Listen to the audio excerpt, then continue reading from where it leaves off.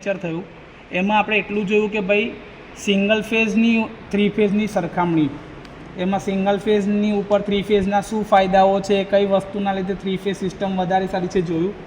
Three ફેઝની અંદરમાં આપણે ઈએમએફ જનરેશન બી જોયું ગઈકાલે કે ભાઈ રોટેશન કેવી રીતે થાય. જે ખબર આપણે એક એક્ટિવિટી કરી હતી, છોકરાઓને 120 ડિગ્રીના ખૂણે ઊભા રાખીને ગોલ ફેરવ્યા હતા.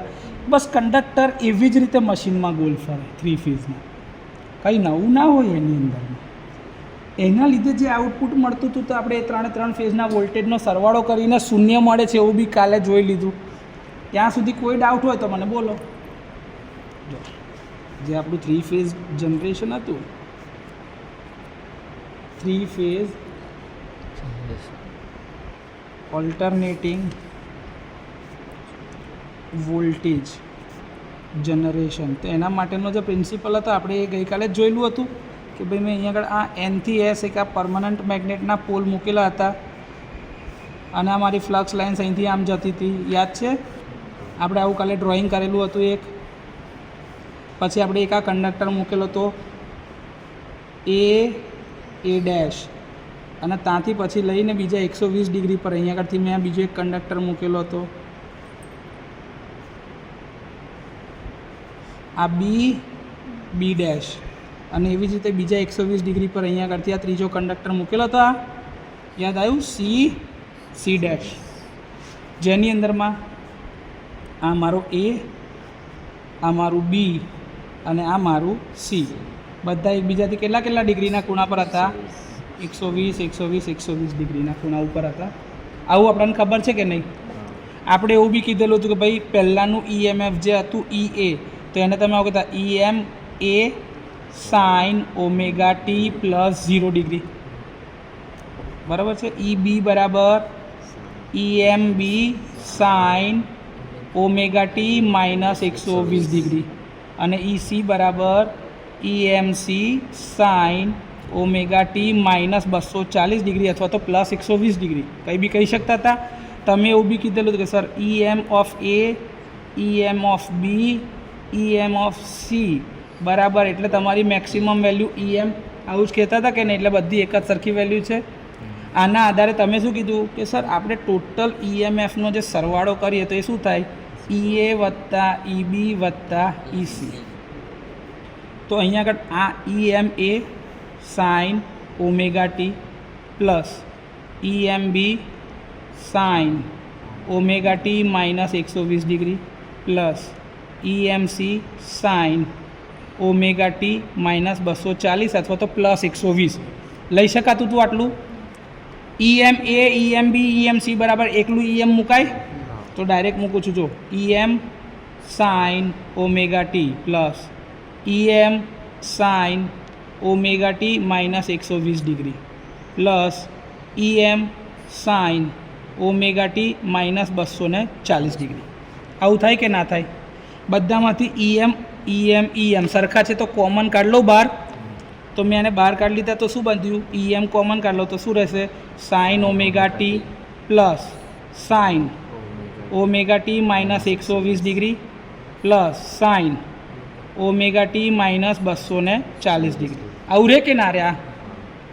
આટલે સુધી કોઈ ડાઉટ? ઓકે, હજી આગળ જઈએ. Sir EM sign omega T એવું ને એવું જ પ્લસ આને છૂટું પાડવું પડશે, સાઇન ઓમેગા ટી માઇનસ 120, તો સાઇન સી માઇનસ ડી, એનું સૂત્ર શું બનશે? Sine omega t into cos 120 minus cos omega t sine 120 બન્યું. પ્લસ એવી જ રીતે પહેલાંનું sine omega t cos 240 minus cos omega t sine 240 degree. આવું થાય કે ના થાય? મેં છૂટું પાડી દીધું. ચાલો, EM એવું ને એવું, સાઇન ઓમેગા ટી એવો ને એવો જ, sine omega t into cos 120, 120નો કોસ તો minus 0.5 sine omega t minus cos omega t sine 120નો સાઇન પોઝિટિવ જ આવશે, 0.866 0.866 કોસ ઓમેગા ટી થયું. પછી સાઇન ઓમેગા ટી કોસ 240 નો cos again negative -0.5 sine omega t cos omega t sine 240 નો sine negative આવશે 0.866 negative into negative તો અહીંયા પ્લસ લખાશે પ્લસ 0.866 કોસ ઓમેગા ટી થાય કે નહીં માઇનસ પ્લસ ખચાક ઉડી ગયા રહી શું કહ્યું -0.5 સાઇન ઓમેગા ટી -0.5 તો માઇનસ એટલે સરવાળો કરવાનો પણ ચિહ્ન કયું આવશે માઇનસનું 0.5 વત્તા 0.5 એટલે 1 તો sign omega t minus sine omega T બંને એકબીજા જોડે ઉડી જશે ખચાક આવું ના લખવું તો તમે આવું લખી દો EM sign omega t minus 2 times 0.5 sine omega T એક પગલું વધારી આપું બે વખતનું છે 2 × 0.5 કરશો એટલે એક જ આવશે જવાબ sine omega t minus sine omega t minus sine omega t ખચાક શું થઈ ગયું EM × 0 જવાબ શું થઈ ગયું 0 વોલ્ટ E ટોટલ કે ભાઈ બેલેન્સ કન્ડિશનમાં 3 ફેઝના વોલ્ટેજનો સરવાળો શું મળે છે 0 સર મને આ વેવફોર્મ દોરવા હોય તો કેવી રીતે દોરાય તો છે ને જો દોરવાની ટેકનિક શીખી લો આ ત્રિકોણ મૂક્યા છે કોઈ બીજા રંગની પેન છે કોની પાસે લાલ છે લાલ કાળી એવી કોઈ પેન છે કોની પાસે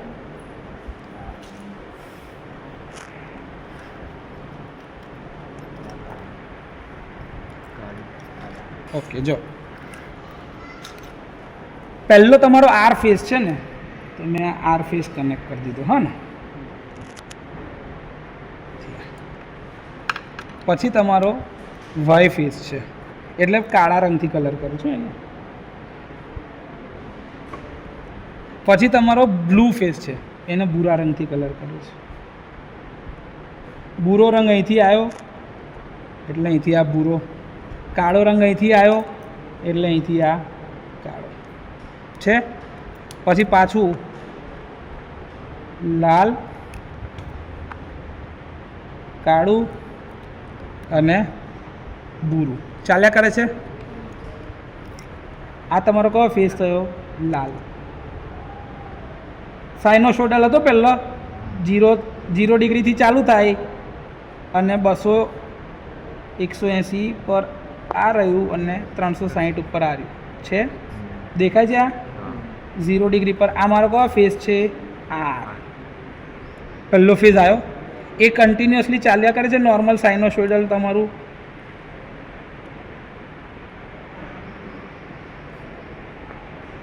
આવી રીતે ઉપર ચાલ્યા જ કરતું છે કન્ટિન્યુઅસલી ચાલે છે આર ફેઝ બીજો ફેઝ તમારો કયો છે વાય ફેઝ એનાથી 120 ડિગ્રી નીચે 120 નીચે આવ્યું આ 120 નીચેથી ચાલુ થાય મને 120 ના ખબર પડે તો આ 90 અને આ 180ની વચમાં આવી ગયું 120 અહીંથી ચાલુ કરાય કે ના કરાય આમ વાય ફેઝ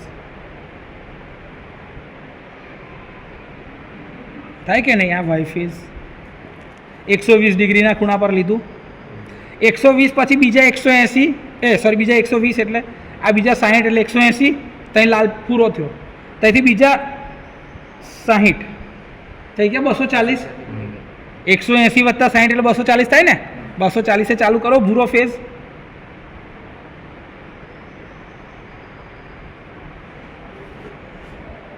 જો દેખાય છે એ પાછી એની એક સાયકલ પૂરી કરશે અહીંયા કરતી આ પાછી બેકમાં તો આ થઈ ગયું 240 આ કયો ફેઝ આવી ગયો બી આ તમારું થઈ ગયું 3 ફેઝ વેવફોર્મ કોના માટે દોરીએ છીએ ધારો કે અહીંયા વોલ્ટેજ લખ્યું તો આ વોલ્ટેજ વેવફોર્મ કરંટ હોત તો કરંટ વેવફોર્મ થઈ ગયું ટાઈમ ટી છે અને અહીંયા કરતી એના મેગ્નિટ્યુડ પીક વેલ્યુ શોધવી હોય તો આ રહી આ શું છે એની પીક વેલ્યુ તો અહીંયાથી આને શું કહેવાય VM કહેવાય મેક્સિમમ વેલ્યુ એટલે પોઝિટિવ અને નેગેટિવ બંનેમાં મળે એટલે આ -VM અને આ +VM ના જ આવડે ને સર. આર ફેઝ એટલે ઈએ.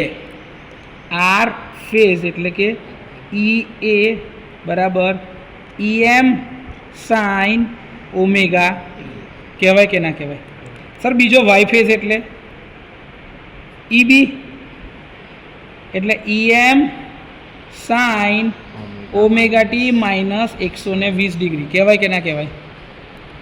ત્રીજો આવશે બી ફેઝ એટલે EC બરાબર EM sign omega t minus 240 અથવા તો પ્લસ 120 ડિગ્રી, કોઈ બી એક કહેવાય કે ના કહેવાય? તો આ તમારા ત્રણ ફેઝના વોલ્ટેજ આવી ગયા કે ના આવી ગયા? આર, વાય અને બી. ક્લિયર? સરવાળો 0 થાય છે ભાઈ? કોઈ ડાઉટ? પાક્કું આવડી જશે? કે આજે તમે વાત કરી ને તો એની અંદરમાં તમે એવું કીધું કે ભાઈ આ ધારો કે મારો EA એટલે કે આર ફેઝ છે, આ 120 ડિગ્રી પર બીજો ફેઝ અને આ 120 ડિગ્રી પર ત્રીજો ફેઝ. આવું થાય છે કે નહીં? EB અને આ EC આ ત્રણના ફેઝ કેવા છે? એક સરખા છે એંગલ, એકબીજાથી એક સરખા એંગલ પર છે. મૂલ્ય બી બધાના કેવા છે? એક સરખા છે. જોઈ લો, ત્રણ ફેઝના મૂલ્ય બી એક સરખા. તો જ્યારે 3 ફેઝમાં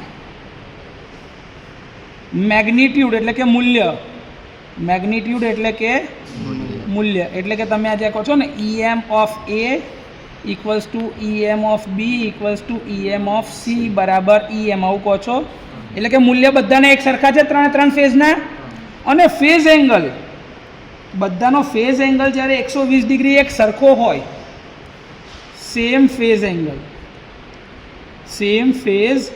એંગલ એટલે કે 120 ડિગ્રીઝ ઈચ. તો આવી સિસ્ટમને કહેવાય સિમેટ્રિકલ. શું કહેવાય? Symmetrical system.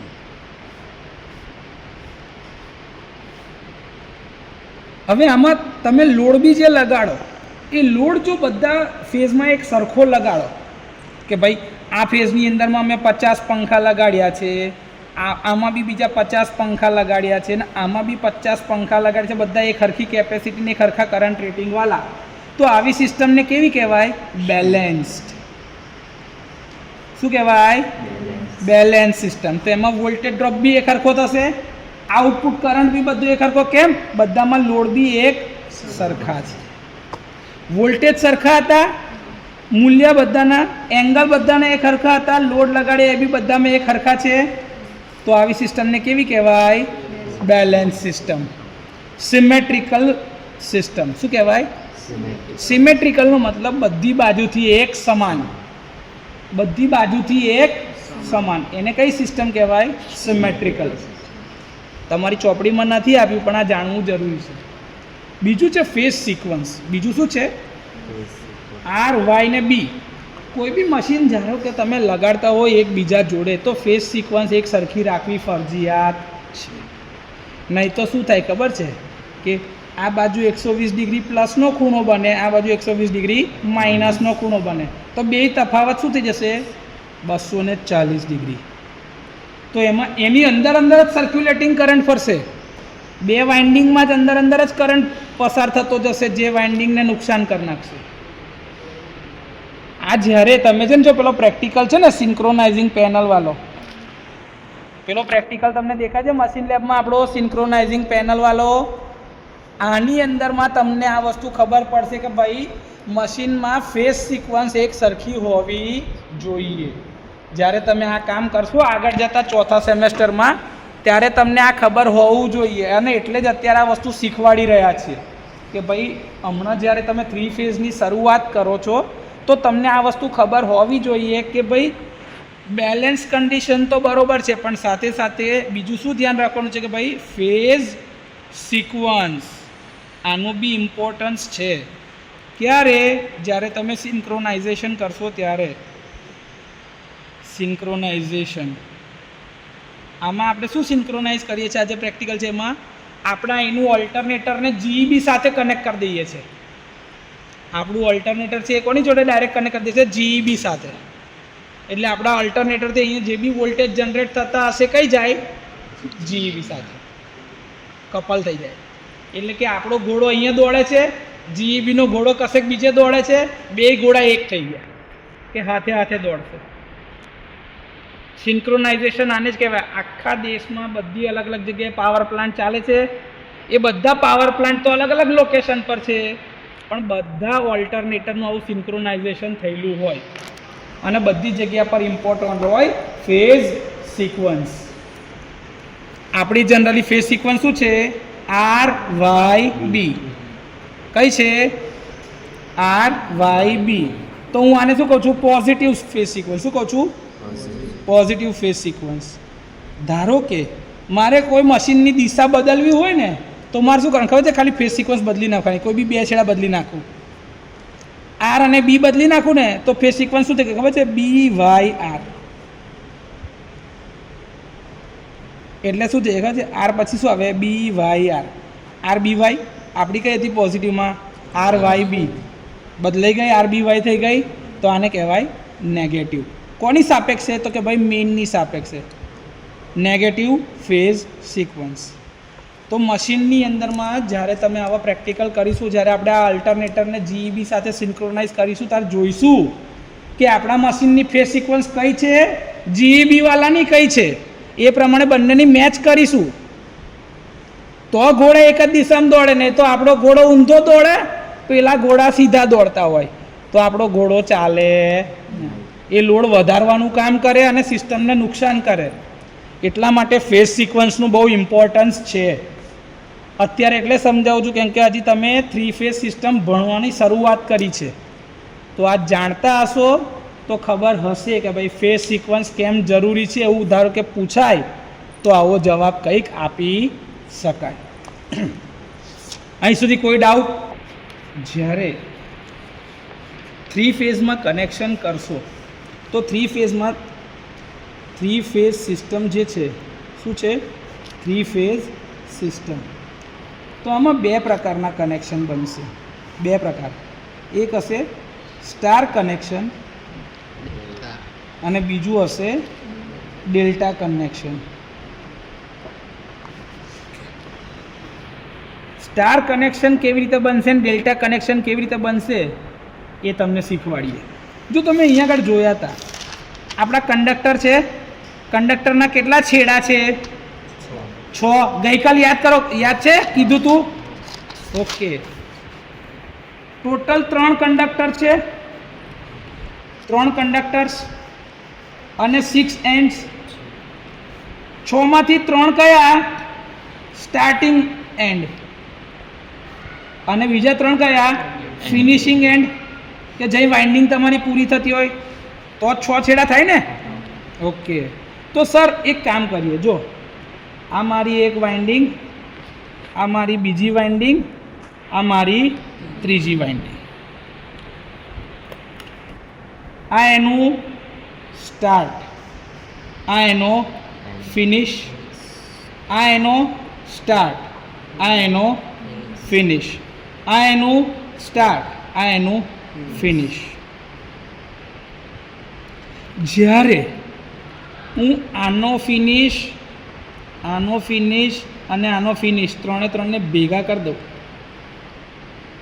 તો આ એક કોમન પોઈન્ટ બની ગયો બધાનો ફિનિશવાળો જે છેડો એ. હા કે ના? તો શું બનશે ખબર? જો આ મારી પહેલી વાઇન્ડિંગનો ફિનિશ 120 ડિગ્રીના ખૂણે મૂકવાની છે, આ મારી બીજી વાઇન્ડિંગનો ફિનિશ, આ એનો સ્ટાર્ટિંગ, અને આ મારી ત્રીજી વાઇન્ડિંગનો ફિનિશ. થયું કે નહીં? આ ફિનિશ, આ બી ફિનિશ, સોરી આ સ્ટાર્ટ છે. ફિનિશ તો 3 ભેગા કરી દીધા. આ બધાના ફિનિશ પોઈન્ટ અહીંયા આગળ છે. આ સ્ટાર્ટિંગ પોઈન્ટ કયો? આર. આ સ્ટાર્ટિંગ પોઈન્ટ વાય. આ સ્ટાર્ટિંગ પોઈન્ટ બી. ઓ સર ઉભા રહો, આ બી અને આ વાય. કેમ સાહેબ? એન્ટી ક્લોકવાઇઝ દિશા, 120 ડિગ્રીનો ખૂણો ઊંધો, એટલે આર બી વાય. બરોબર છે? 120 ડિગ્રીનો ખૂણો આમ.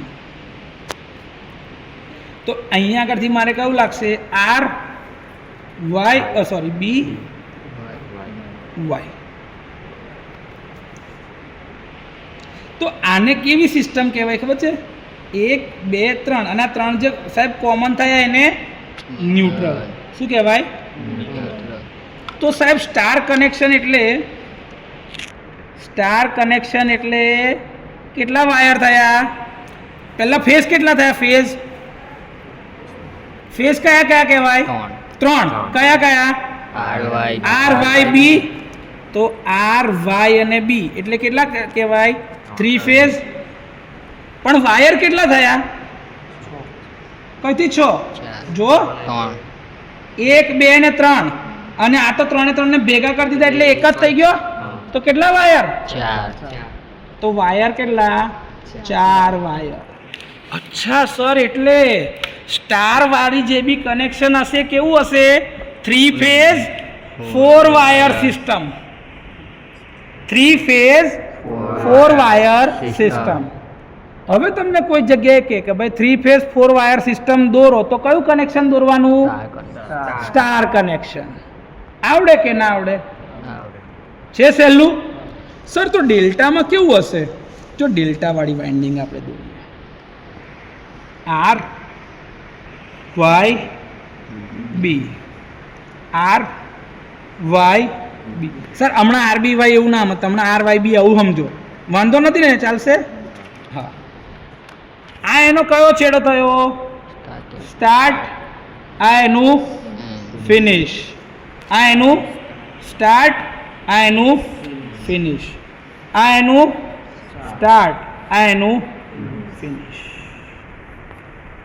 અચ્છા સાહેબ, આર પછી કયો છેડો આવશે? વાય. તો આર નું સ્ટાર્ટિંગ છે, કરંટ આવ્યો કઈ કનેક્ટ થઈ ગયો? તો કે વાયમાં. વાયના સ્ટાર્ટિંગમાં કનેક્ટ થઈ ગયો. વાય પૂરો થઈને કઈ કનેક્ટ થઈ ગયો? બી. અને બી પૂરો થઈને કઈ કનેક્ટ થઈ ગયો? તો એક છેડો કઈથી કાઢ્યો? R Y B. R Y B. Sir તો વાઇન્ડિંગ વિચારો ને, વાઇન્ડિંગ ઉપર જો વાઇન્ડિંગ આવું થાય. R Y B. ધારો કે આ મારો R1 છે તો આ મારો R2 કહેવાય. આ સ્ટાર્ટિંગ ને આ ફિનિશ. એવી રીતે અહીંયા આગળ R2 જોડે કયો છે? Y1. તો આ Y2. Y2 જોડે B2. એક નવી વસ્તુ લાવ્યો હો પિક્ચરમાં, 1 ને 2 નંબર. 1 એટલે સ્ટાર્ટ, 2 એટલે ફિનિશ. 1 નો છેડો બહાર કાઢ્યો, 1 નો છેડો બહાર કાઢ્યો, 1 નો છેડો બહાર કાઢ્યો. તો આર વાય બી. કેટલા ફેઝ બહાર નીકળ્યા? કેટલા છેડા બહાર નીકળ્યા? કેટલા વાયર? 3. તો ડેલ્ટા કનેક્શન એટલે 3 ફેઝ 3 વાયર સિસ્ટમ. અચ્છા જો R1 R2, Y1 Y2, B1 B2. પહેલાનો છેડો જે ફિનિશ થતો હોય એ બીજાના સ્ટાર્ટિંગ જોડે ભેગો થઈ ગયો, બીજાનો ફિનિશ ત્રીજાના સ્ટાર્ટિંગ જોડે, અને ત્રીજાનો ફિનિશ પહેલાના સ્ટાર્ટિંગ જોડે ભેગો થઈ ગયો કે ના થઈ ગયો? તો આ રીતે આર વાય ને બી કનેક્શન મળે કે ના મળે? તો આ 3 ફેઝ 3 વાયર સિસ્ટમ થઈ. અચ્છા સર, એટલે આવું કે સ્ટાર એટલે 3 ફેઝ 4 વાયર સિસ્ટમ અને ડેલ્ટા એટલે 3 ફેઝ 3 વાયર સિસ્ટમ. સર આમાં 1 2 આમાં આપો તો. હા જો ને, લે ભાઈ, આ મારો R1 R2 B1 B2 Y1 Y2. Sir connection કોનો ભેગા? તો કે R2 B2 ને Y2 ભેગા, R2 B2 Y2 ભેગા. તો અહીં કોણ છે? R1 B1 Y1. R1 Y1 B1. મારી ચોપડીમાં કઈ રીતનું છે મને નહીં ખબર, પણ મેં તમને એકદમ સિમ્પલ રીતે, જો સ્ટાર અલગ ડેલ્ટા અલગ, કેવી રીતે વાઇન્ડિંગ વીંટાય એ હોય ખબર પડી ગઈ કે કેવી રીતે સ્ટાર બને ને કેવી રીતે ડેલ્ટા બને. આવડે કે ના આવડે? આ છે સહેલું.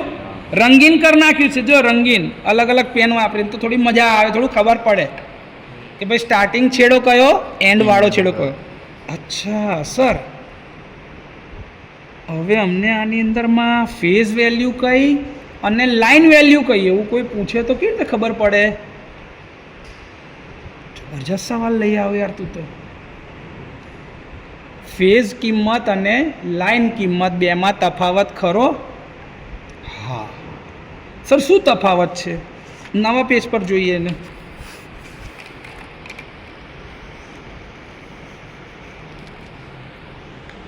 ફેઝ વેલ્યુ અને લાઇન વેલ્યુ. હવે આમાં ફેઝ વેલ્યુમાં શું હોઈ શકે? વોલ્ટેજ અને કરંટ. એવું આમાં વોલ્ટેજ અને કરંટ બંને હોઈ શકે ને ભાઈ? ના હોઈ શકે? Phase current, line current, phase voltage, line voltage. Impedance બી હોય, બે વચ્ચેનો અવરોધ જે કાઢીશું ને એની બી ફેઝ વેલ્યુ હોય, એ બી નીકળે. પણ હમણાં આપણે પૂરતું ખાલી ધ્યાન જે આપવું છે એ છે ખાલી ફેઝ વોલ્ટેજ કોને કહેવાય, લાઇન વોલ્ટેજ કોને કહેવાય, ફેઝ કરંટ કોને કહેવાય અને લાઇન કરંટ કોને કહેવાય. જોયું છે એવું? નહીં ખબર ને? તો ખબર પાડી દેવી છે, શીખી લેવું છે. ઓકે, તમને બે પ્રકારના કનેક્શન ખબર પડી. કયા કયા? સ્ટાર અને અહીંયા સ્ટાર દોરું છું અને અહીંયા ડેલ્ટા દોરું, ચાલે? ઓકે, 1 2 3 એવી રીતે અહીંયા આગળથી 1 2 3. હજી ડેલ્ટાના ને એના કનેક્શન દોર્યા નથી, ચિંતા ના કરો. પેલું વાઇન્ડિંગ ડાયાગ્રામ હજી દોરું છું. આ તો ખાલી મેં શું કરી દીધું કે ભાઈ મને ખબર હોય મારી પાસે કેટલા ફેઝ છે, 3 ફેઝ અને 3 વાઇન્ડિંગ છે. મૂકાઈ ગઈ 3 વાઇન્ડિંગ. ચાલો, R1 એટલે સ્ટાર્ટિંગ, R2 એટલે ફિનિશ, Y1 એટલે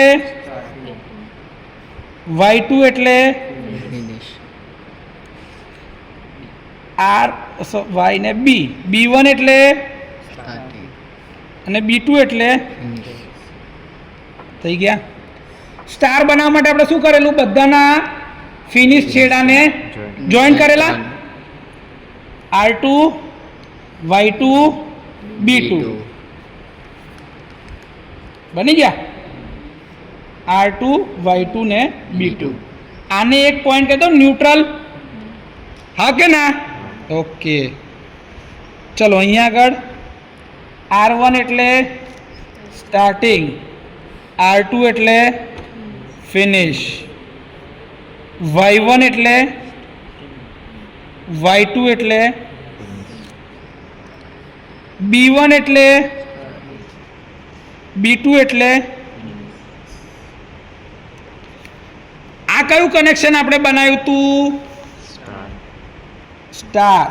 અને આ ડેલ્ટા માટે આપણે શું કરેલું? R2 ને જોડે કોને જોઈન કરેલા? Y1 ને, Y2 ને B1 સાથે અને B2 ને R1 ની સાથે જોઈન કરેલા. આવું કર્યું તું કે નહોતું કર્યું? હે ને? ઓકે સર, આમાં મારા ફેઝ કયા કયા બાકી રહી ગયા હતા? તો જો, આ મારો R ફેઝ, R, આ મારો Y અને આ મારો B. R, Y અને B. હા કે ના? ક્લિયર? કઈ સિસ્ટમ? 3 phase 4 wire system. એવું જ અહીંયા આગળ R1 બાર, Y1 બાર, B1 બાર. તો આ મારો R, Y, B એટલે કઈ સિસ્ટમ? 3 ફેઝ 3 વાયર સિસ્ટમ થઈ ગઈ. ઓકે સર, લાઇન વેલ્યુ ને ફેઝ વેલ્યુ તમે તો શીખવાડતા હતા ને તમે આ શું કરો છો? ઓકે, જો શીખવાડું. અહીંયા આગળ આની અક્રોસમાં એક વોલ્ટેજ મળશે, આ બેની અક્રોસમાં એક વોલ્ટેજ વાઇન્ડિંગની અક્રોસમાં, હા કે ના? તો આને આવું કે વી આર અને એનની વચ્ચેના વોલ્ટેજ, આર અને એન વચ્ચેના વોલ્ટેજ કહેવાય, હા કે ના? એવી જ રીતે આને શું કહેવાશે? વી વાય અને એન થયા. અને આને શું કહેવાશે? વીબીએન. આવું કહેવાય કે ના કહેવાય? તો આ જે વોલ્ટેજ મળે છે V R N, V Y N અને વી બીએન, આને કહેવાય છે ફેઝ વોલ્ટેજ. શું કહેવાય છે? સર ફેઝ વોલ્ટેજ એવું કેમ? તો કે એમાં એક જ ફેઝ છે ને બીજું શું છે? ન્યુટ્રલ. એક ફેઝ અને બીજું એક ફેઝ અને બીજું. અચ્છા સર, એટલે તો ફેઝ ટુ ન્યુટ્રલ વોલ્ટેજ જે મળે, શું ફેઝ ટુ ન્યુટ્રલ વોલ્ટેજ મળે એને કયા વોલ્ટેજ કહેવાય? Phase voltage. તો એવી જ રીતે આવું ધારો કે I R N, I Y N, I B N, તો આને શું કહેવાય? ફેઝ ટુ ન્યુટ્રલ કરંટ કહેવાય. Phase to neutral. તો આ કરંટ કયો કહેવાય? Phase current. શું કહેવાય? Phase current.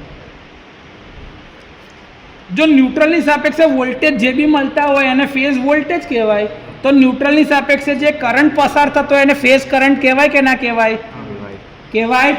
પાક્કું? આવડે? હવે એ જ જગ્યા પર સાહેબ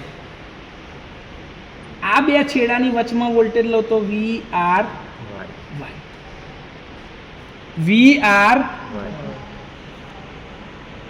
વી વાય બી, અને છેક ઉપરથી આની નીચે લઈએ, અહીંયા આગળ આના વચ્ચે જોશો ને, આના આવી ગયા, આના આવી ગયા, તો આ બાકી ને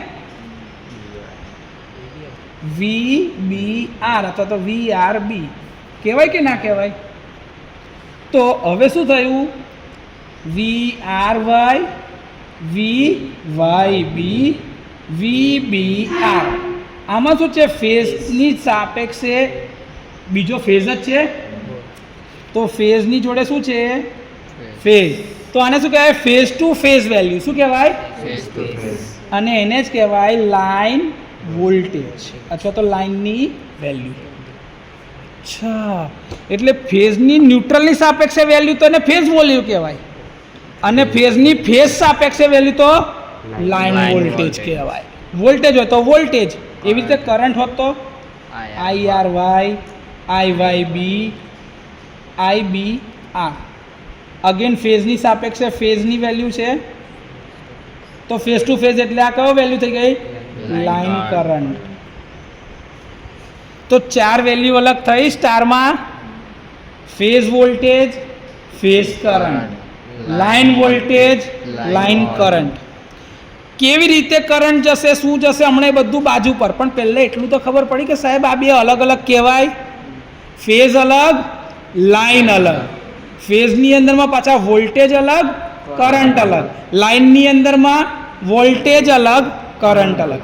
આમાં ખબર ના પડી હોય તો પૂછો, તેને આવશે. હવે ડેલ્ટાની અંદરમાં ન્યુટ્રલ પોઈન્ટ તો છે નહીં, તો તમે અહીંયા જે વોલ્ટેજ લગાડશો કયા હશે? V R Y.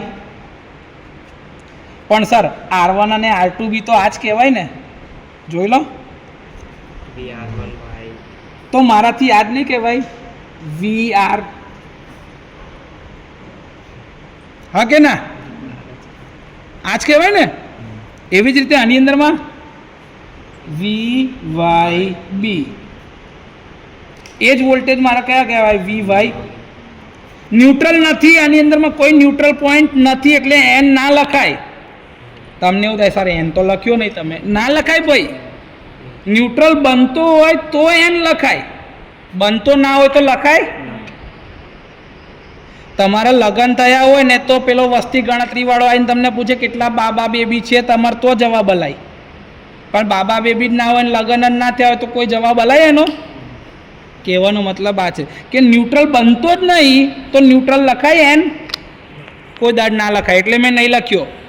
કેમ કે અમુક છોકરા એવું કે સર અહીંયા આગળ તમે એન ના લખ્યો, આમાં લખ્યો તો આમાં ના. બેટા આમાં બનતો જ નહીં, ન્યુટ્રલ બને જ આમાં. હવે ન્યુટ્રલ બનતો જ ના હોય તો મારે લખાય? કોઈ બી મન ખોટો કે આટલું ના આવડે યાર સાહેબ, તમે આવું ભણાવો છો, પણ ન્યુટ્રલ બનતો જ નહીં તો ના જ બને. અને એવી જ રીતે અહીંથી આના વોલ્ટેજ કેટલા થઈ ગયા? VRB. VRB. હવે એકચ્યુઅલીમાં છે ને VR આવી રીતે બી ના લખાય, VY આવી રીતે બી ના લખાય. કેમ ના લખાય ખબર છે? કેમ કે જો RY અને RB બેવ છે તો મારે બેના તફાવતથી મને VR મળશે. એમને મળશે કે આરનો છેડો અહીં બી છે, આરનો છેડો અહીં બી છે, આની જોડે બી છે, તો આર મળશે એવી રીતે? નહીં મળે. તો મારે સાહેબ આની અંદરમાંથી આર ફેઝના વોલ્ટેજ કેવી રીતે શોધવાના, વાય ફેઝના કેવી રીતે શોધવાના અને બી ફેઝના કેવી રીતે શોધવાના? એવી રીતે આર ફેઝનો કરંટ કેવી રીતે શોધાય, વાય ફેઝનો કરંટ કેવી રીતે શોધાય અને બી ફેઝનો કરંટ કેવી રીતે શોધાય? તો આના પછીની થિયરી હવે જે છે એ છે કે આની અંદરમાં કરંટ અને વોલ્ટેજના રિલેશનશિપ શોધવાના છે. ક્લિયર? અહીં લગીને કોઈ ડાઉટ? આ phase current, phase voltage line current આ બધું અલગ અલગ છે એવું ખબર પડી ગઈ અત્યાર સુધી? કોઈ ડાઉટ એમાં અત્યાર લગીને? નહીં ને? પાક્કું? બંધ.